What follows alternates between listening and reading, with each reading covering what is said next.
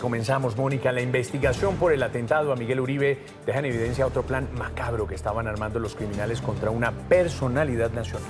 ¿Quién iba a ser la víctima? ¿Cómo ejecutarían el ataque? Tenemos una de las interceptaciones telefónicas que revela el minuto a minuto de lo que iba a ser un segundo atentado en Bogotá.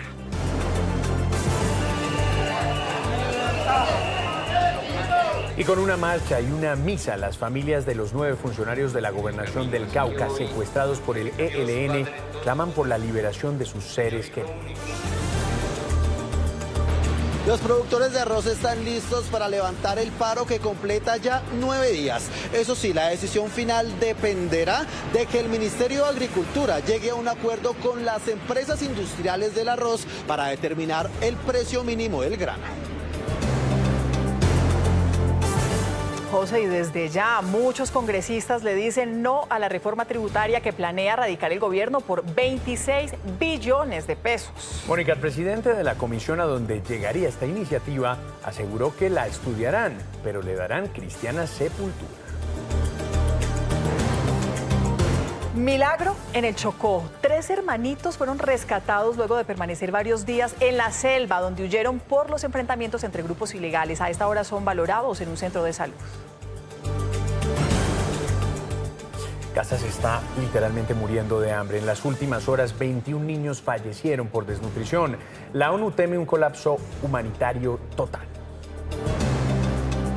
Hoy en el termómetro político, la historia no contada de la ley de sometimiento. A la Comisión Asesora de Política Criminal le presentaron un proyecto distinto al que radicaron. Les tengo la historia al final de la emisión. Noticias CRCN, la hora de todos. Más que un noticiero, una conversación, bien contado, bien explicado.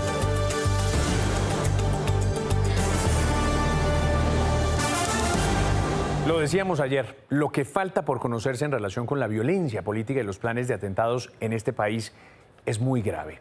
Atención a esto que les vamos a contar esta noche. Noticias RCN tiene en exclusiva una información muy sensible en poder de las autoridades que investigan el atentado contra el senador Miguel Uribe. Mónica. Pues José, lo dice usted bien, muy sensible y muy grave. Es que accedimos a la comunicación de una interceptación telefónica en donde queda en evidencia un posible nuevo atentado. Pero ojo, esta interceptación es del 9 de junio, 2 días después del atentado contra Miguel Uribe. Y aquí quedaría en evidencia un posible nuevo atentado contra una personalidad nacional. Es gravísimo, en efecto. Quiero invitar a Felipe Quintero, nuestro editor judicial, a que venga, por favor, a contarnos esto que de entrada suena muy grave. ¿Quiénes hablan, Felipe, en esa interceptación y contra quién iría ese segundo atentado? José Manuel, Mónica, esta interceptación está en poder de las autoridades de la Fiscalía y la Policía. Se habla del alcalde de Bogotá, Carlos Fernando Galán. Y aparecen 2 nuevas fichas en toda la investigación por el atentado contra Miguel Uribe, alias El Mono, y un interlocutor desconocido, sobre los cuales se habla esto. Se me cayó el sicario de Bogotá, el que mandé a matar al alcalde de Bogotá. Muy delicado esto, Felipe, pero además hay que parar, hay que decir, estamos hablando entonces de 2 personajes que no habían aparecido en toda esta historia hasta esta noche, de alias El Mono y de ese interlocutor que se encuentra en Bucaramanga. La justicia tiene que decirnos quiénes son. Y lo más grave, Felipe, que según esa conversación es el alcalde de Bogotá contra quien iría dirigido un atentado. Vea, Mónica, efectivamente, la interceptación continúa. Y yo le quiero preguntar a esta hora, Felipe, ¿quién sería el sicario que ejecutaría este posible atentado, Felipe? José Manuel, se habla de un menor de 13 años. Recordemos que en el caso de Miguel Uribe era un menor de 15 años, un menor de 13 años, quien tenía un objetivo. Se me cayó en Bosa, tiene 13 años, entonces para que me ayude a sacarlo. Estoy al lado suyo, ojo con lo que está hablando. Es impresionante, de nuevo estamos hablando de un menor de edad que sería usado para estos fines. Felipe, ¿se habla también de algún lugar específico en donde estaría planeado este atentado contra el alcalde de Bogotá? Mónica, José Manuel, estamos hablando de una nueva ciudad, Bucaramanga. Recordemos que en Bogotá pues, se realizó el atentado. En Florencia, Caquetá, se produjeron 2 capturas, pero aparece Bucaramanga. Ahí fue hallada la interceptación telefónica. El chino se cayó, hizo la vuelta del concejal, pero los escoltas lo cogieron. ¿Usted dónde está? Estoy acá en Bogotá, ya tengo los kamikazes en la entrada y todo está esperándolo. Se habla de una mujer en la siguiente interceptación, en el siguiente fragmento, una mujer a la cual le pide que guarde silencio. Sin embargo, también hay una revelación de alias El Mono que dejó perplejos a los investigadores. ¿Qué necesita? Dígale a la que está hablando allá atrás que no se azapa. No, un vago que estoy entregando. Dígale que sí, que llegue. Ay, ¿está listo? Le van a pegar, es un fusilazo. Esta interceptación está en poder de la Fiscalía y de la Policía, que en este momento abrieron una línea de investigación para determinar cuál es el origen y si tiene relación directa. También se analizan a estos dos interlocutores en todo este esquema criminal del atentado contra Miguel Uribe. Miren, yo quiero llamar la atención, Felipe, Mónica, sobre este tema. Anoche dábamos cuenta de lo que decía el último detenido en el caso de Miguel Uribe, que hablaba de una bomba que se iba a detonar en una de las 6 camionetas de un personaje público. Hoy estamos revelando esta interceptación que habla específicamente del alcalde de Bogotá. Esto es serio, señores del gobierno, señor presidente Gustavo Petro, señores de la UNP, de la policía, señora fiscal general.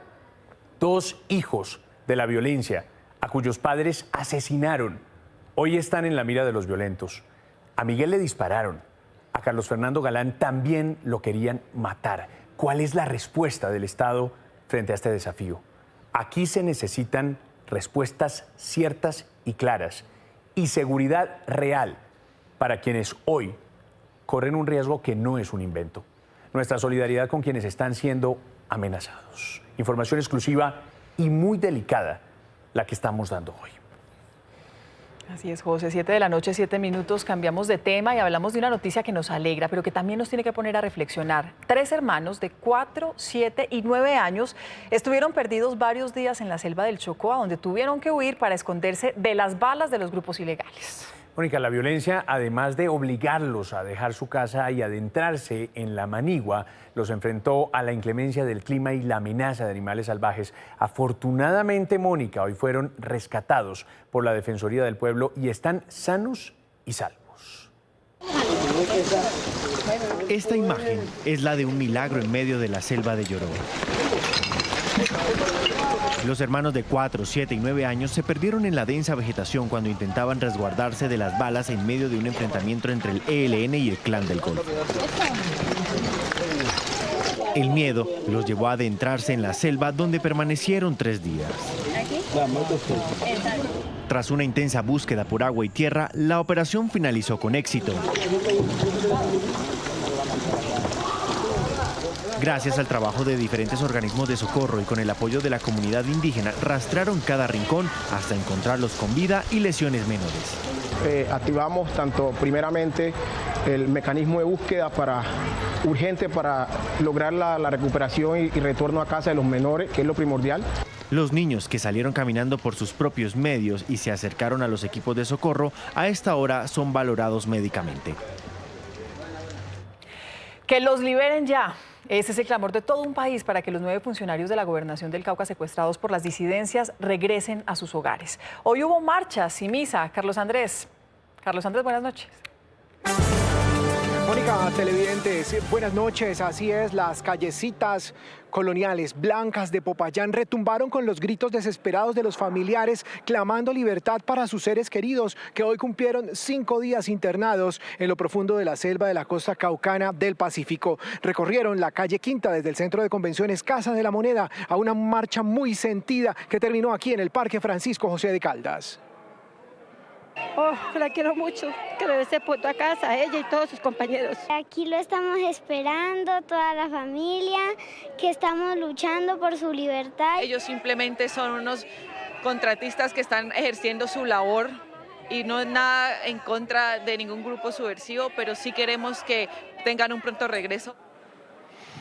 La marcha terminó con un acto sentido aquí en el Parque Caldas, pero inmediatamente ingresaron a la Catedral Basílica Nuestra Señora de la Asunción. Una Santa Eucaristía presidida por el arzobispo de Popayán también se unió a ese clamor para la libertad de estas 7 mujeres y estos 2 hombres que cumplieron hoy 5 días en cautiverio e internados en la inhóspita selva de la costa caucana del Pacífico. Además, José Manuel y televidentes, se suspendió la operatividad de la gobernación en los territorios territorios. Desde el mandato regional se prohibió la salida de sus trabajadores a los territorios. La información desde Popayán, Carlos Andrés Gómez, Noticias RCN.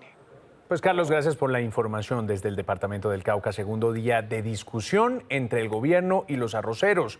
El diálogo, nos dicen, avanza por buen camino, pero ¿qué falta para que se levante el paro entonces? Don Juan David, buenas noches. José Manuel, televidentes, ¿qué tal? Buenas noches. El balón está en la cancha de las industrias, de los molineros y de las grandes empresas del arroz, pues ya hubo un acuerdo como tal por parte del gobierno nacional y de los productores de arroz con relación a los precios. Ahora en estos momentos está precisamente negociando la ministra de Agricultura, Marta Carvajalino, junto a los empresarios del arroz para ver si ellos aceptan precisamente estos términos y condiciones que ya se pactaron con los productores. De ser así, habría humo blanco y finalizarían los bloqueos que completan ya 9 días. Esperamos que la reunión que se está llevando a cabo conduzca también a que haya un acuerdo entre el ministerio y los molineros a fin de que podamos todos de acuerdo proceder, ¿cierto?, a finiquitar lo que tenemos que finiquitar y poder terminar pues dándole la buena noticia al país, que ya con los acuerdos podemos pasar a levantar, ¿cierto?, el movimiento. Pero queremos dejar claro también a la opinión pública que si no hay los acuerdos, pues volveríamos, ¿cierto?, a unos cierres de vías. Pues mientras en Bogotá siguen estas reuniones en la vía al llano, no se levanta el bloqueo. James. Mónica, televidentes, buenas noches. Así es, persisten los bloqueos, pero pues ahora la vía está abierta porque ha pasado de todo, Mónica, en esta jornada. Mire, sobre las 3 de la tarde se tenía prevista la apertura normalmente con los horarios estipulados por el gremio arrocero del Meta y del sur del departamento de Casanare. Pero los transportadores de carga atravesaron sus vehículos y aseguraron que están sufriendo por estos ya 9 días de cierre, que duran hasta 20 horas en la vía. Sin embargo, pues flexibilizaron, se reunieron transportadores de carga y arroceros y llegaron a un nuevo acuerdo. Van a ampliar esos horarios de apertura para que puedan movilizarse mejor estos transportadores de carga. Está abierta la vía mientras despejan la ciudad de Villavicencio, que está totalmente colapsada. Pero sobre las 8:30 vuelven a cerrar y la próxima apertura, Mónica, será a las 2 de la mañana. Esto si no llegan a ningún acuerdo en Bogotá entre el gobierno y los arroceros. Es toda la información por ahora desde el kilómetro 86. Usted tiene mucha más información, José, en Noticias RCN. James, ojalá lleguen a algún acuerdo, alguna solución pronto. Estaremos informando cuando eso ocurra. Esperamos sea pronto, insisto, 7:13. Muy fuerte intercambio de trinos entre el presidente Gustavo Petro y el expresidente Álvaro Uribe. ¿Cuáles fueron los mensajes y qué motivó este enfrentamiento por redes? Aquí les contamos. En medio de la expectativa por el fallo en el caso del expresidente Álvaro Uribe, hoy un cruce de trinos entre Petro y Uribe llamó la atención. El presidente abrió el debate. Nunca siendo presidente me he pronunciado en el caso judicial que se sigue al expresidente Álvaro Uribe Vélez. Veo la enorme cantidad de presiones sobre la justicia que se ha desatado. A lo que el exmandatario le respondió de inmediato: Presidente Petro, deje el vicio de mentir. Haciendo alusión a un trino de Petro del mes de abril en el que hablaba de este caso. Pero la discusión no quedó ahí. Petro volvió a trinar. Sé que el expresidente Uribe Vélez quiere mis pronunciamientos sobre sus actuaciones y mis anteriores debates como congresista. Por ahora guardo mi silencio. Uribe subió el tono y no se quedó callado. Sobre la amenaza que me lanza el presidente Petro la recibo como la de un cobarde que ha venido perdiendo la capacidad de embolatar a los colombianos. Estaré listo para repetirle en la cara, ojalá más cerca, lo que le dije en el Senado: sicario moral. ¿Seguirá el enfrentamiento por redes sociales o guardarán prudencia? Por lo pronto, tanto Petro como Uribe dejaron la discusión hasta aquí. Volvemos, José, hablamos de la Franja de Gaza. Hay que decir, el hambre allí ya no es una amenaza, es casi una sentencia de muerte. Y también hay que decir, los niños están pagando el precio más alto. 21 menores, Mónica, han perdido la vida por desnutrición en las últimas horas. Naciones Unidas advierte que esta región enfrenta un colapso humanitario total. En la Franja de Gaza, las personas siguen muriendo de hambre. Llevamos 5 días sin comer, vivimos bajo una gran injusticia en plena hambruna. Las Naciones Unidas está alarmada con la crítica situación jamás registrada en la historia reciente. La desnutrición se dispara, el hambre llama a todas las puertas y ahora estamos presenciando el último suspiro de un sistema humanitario. Solo en las últimas horas, 21 niños murieron por falta de alimentos, según reportaron autoridades sanitarias de Al-Shifa. Otros 17.000 menores sufren de desnutrición. Entre ellos, hay 5.800 casos de malnutrición aguda. No queda nada, no queda nada. Llevamos 145 días sin suministros. Las condiciones son deplorables. Solo 17 de 36 hospitales están funcionando, parcialmente en 70%. Las madres padecen tanta hambre que no pueden amamantar a sus pequeños. Los médicos de la ONU en terreno dicen que ya no pueden seguir trabajando porque no tienen energía. Y agencias de noticias advierten que unos 200 periodistas también están afectados. Los animales tampoco escapan de esta cruda realidad. Y de Gaza nos vamos al sur de la Florida, en los Estados Unidos. Al menos 6 personas han sido hospitalizadas desde que fue inaugurado el controvertido centro de detención migratorio Alligator Alcatraz. Organizaciones y familiares de los detenidos, Mónica, denuncian condiciones inhumanas y abusos por parte del personal de seguridad. El reporte con Alessandra Marín. El calor es abrasador. Los mosquitos no dan tregua. Hoy, frente a nuestras cámaras, una persona se desmayó por las altas temperaturas. Un grupo de organizaciones alzó la voz. Calificaron a Alligator Alcatraz como un campo de concentración y exigieron su cierre inmediato. Es la voz de Rafael Collado, un cubano de 63 años detenido en el nuevo centro migratorio conocido como Alligator Alcatraz. Desde dentro del campamento, Collado describe condiciones extremas. Apenas pueden dormir, alimentarse o asearse. Dice tener hongos en los pies por la humedad e insalubridad del lugar. Que uno se mete 2 y 3 días sin bañar. Dice que lo llevaron a un cuarto, le posaron de cabeza las manos y las piernas y que le hicieron poner las manos arriba. Otro caso alarmante es el de Micael Borrego, un padre de 35 años arrestado por conducir con la licencia suspendida. El trato es malísimo de los security, porque esos no son ni guardias, esos son security, los que hay adentro, tienen mucho racismo, lo maltratan mucho. No, el cierre de esta instalación y que dejen de perseguir a nuestra gente como la están persiguiendo. Es una cacería. Organizaciones civiles han reportado al menos 6 hospitalizaciones entre los inmigrantes detenidos, aunque advierten que la cifra podría ser mayor debido al hermetismo de las autoridades. Y volvemos con las noticias del país, porque como siempre lo que pasa en Colombia pasa en Noticias RCN. Crece el número de familias desplazadas por la violencia en Buenaventura. Larry. Mónica, mira, lo que indican desde la personería del distrito de Buenaventura es que 98 familias han abandonado estas viviendas del sector de la vecindad, mientras que en otros 2 barrios son 48 las familias que han llegado hasta albergues del distrito. Lo que dice el personero de Buenaventura es que estas familias permanecen en el día en las viviendas, mientras que en la noche llegan en los albergues para proteger a los menores no solo de las balas, sino también de los grupos armados por ser reclutados. Lo que pasa en Buenaventura y en el Valle del Cauca pasa en Noticias RCN. Larry, en Medellín fue capturado el señalado feminicida de una mujer de 38 años, Sara. José Manuel, televidentes, buenas noches. Estamos hablando de Luisa Fernanda Palacios, de 38 años. Ya había denunciado a su pareja sentimental, Wilmar Palacios, 8 veces, pero además tenía una orden de alejamiento. El fin de semana tuvieron una discusión y la asesinó con arma cortopunzante en la calle, al frente de su hijo menor de edad. El capturado ya fue enviado a la cárcel, pero no aceptó los cargos. Lo que pasa en Antioquia pasa en Noticias RCN. Y en Bolívar denuncian la desaparición de 5 jóvenes. Jessica. Entre ellos hay un menor de 17 años, son todos de Santa Rosa de Lima, en el norte del departamento de Bolívar. Dicen sus familiares que les ofrecieron una oportunidad laboral en otro departamento y que desde que se fueron no han tenido más noticias de ellos.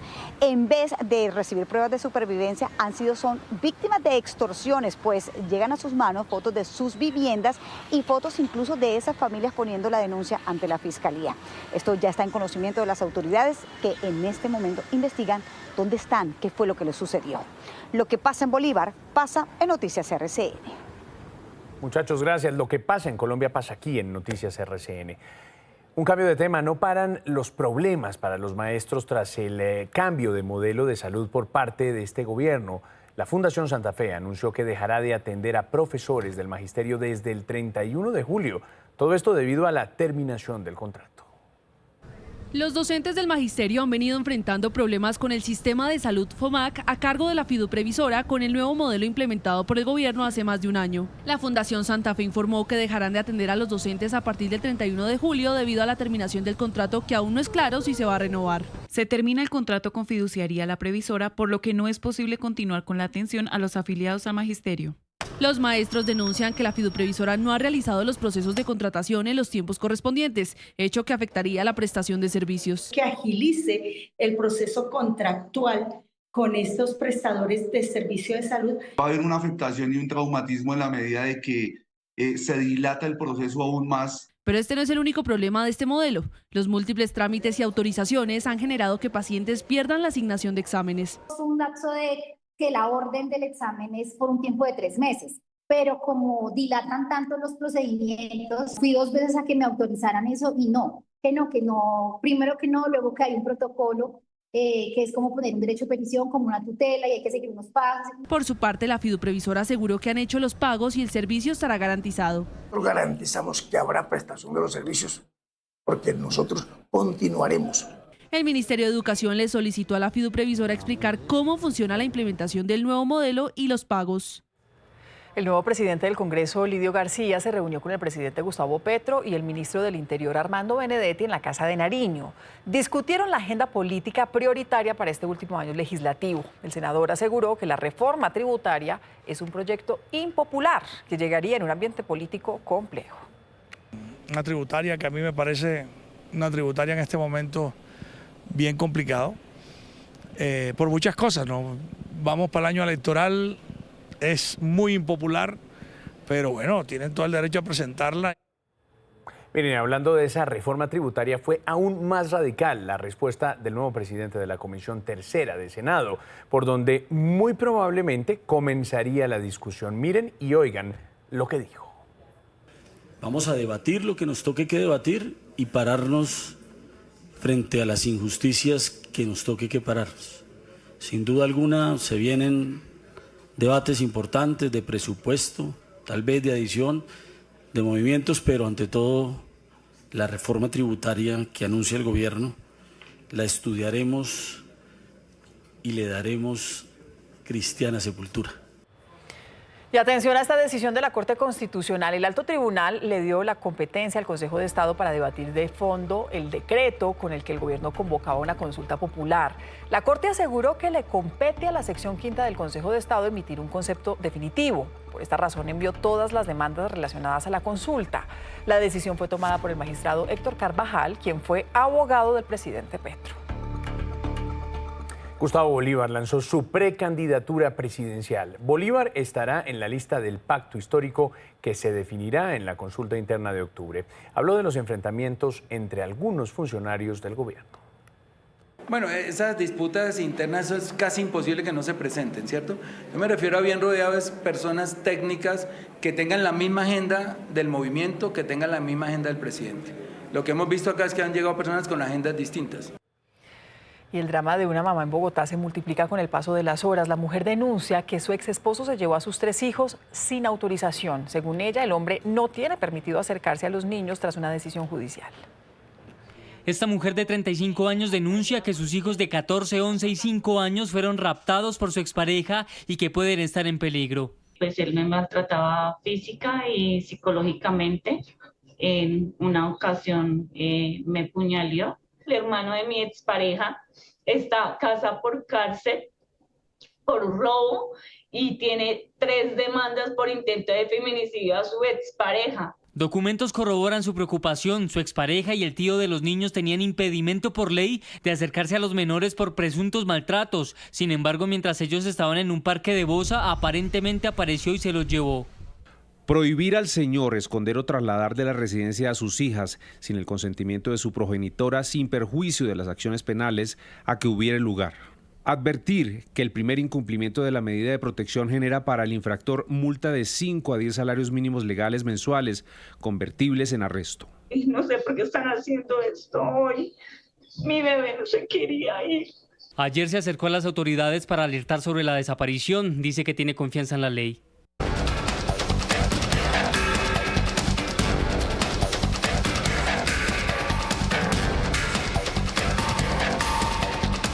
Hola, bienvenidos al Termómetro. Le medimos la temperatura del ambiente político y se la regulamos al poder. Arrancamos con la historia no contada del polémico proyecto de sometimiento que radicó el Gobierno Nacional. Es cierto que la propuesta fue presentada en la Comisión de Política Criminal, que es ese organismo externo independiente conformado por prestigiosos juristas para asesorar al gobierno. También es cierto que el pasado 9 de julio se reunieron en esa comisión y le dieron un concepto favorable al proyecto, pero ojo, según lo que nos cuentan, el documento que llevó el Ministerio de Justicia es distinto al que radicó en el Congreso. En esa reunión les presentaron palabras más, palabras menos, una especie de ley de justicia y paz 2.0 que podría beneficiar a estructuras armadas organizadas. Y en eso hubo consenso. Sin embargo, fue después que se enteraron que la iniciativa incluía además beneficios para quienes hayan participado en las protestas sociales. Y ese es el gran problema de la iniciativa. De hecho, algunos miembros de la Comisión Asesora del Ministerio de Justicia aseguran que, de haberlo sabido, le habrían advertido al Ministerio de Justicia que eso era como mezclar peras con manzanas, o en términos más jurídicos, que no había unidad de materia. Ahora, el proyecto ya está en la cancha del Congreso y será debatido en los próximos días en la Comisión Primera de Cámara. Y estuvimos haciendo un sondeo y más allá de los argumentos que da el gobierno, para los congresistas son más poderosas las razones de la Corte Suprema de Justicia, que se opone, desde donde se criticó la iniciativa asegurando que no había sido socializado, no hay claridad sobre metodología, impacto ni recursos.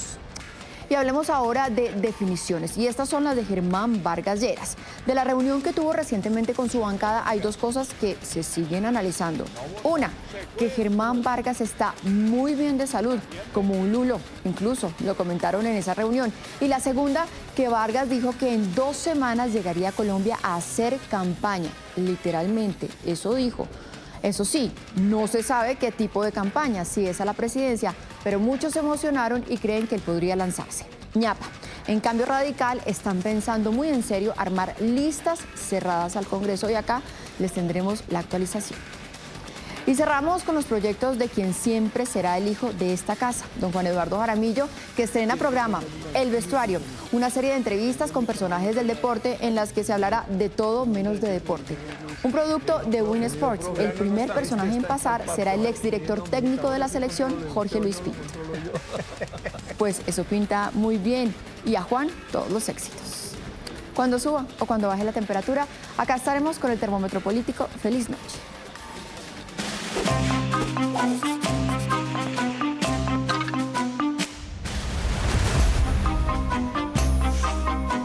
Los planes de transición energética de Petro son tan absurdos que hasta el mismísimo presidente de Ecopetrol se está haciendo el loco. Esperemos que no lo eche, acusándolo de traidor.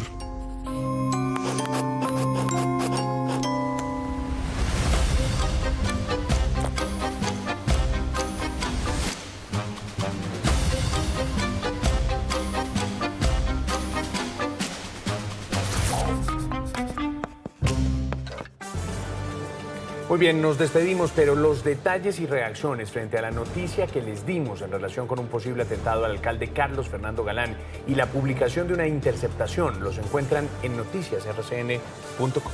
Pero queremos insistir, no más violencia en Colombia, solidaridad con el alcalde, con todas las personas que vienen siendo amenazadas. Por hoy terminamos entonces esta conversación. Chao. Feliz noche.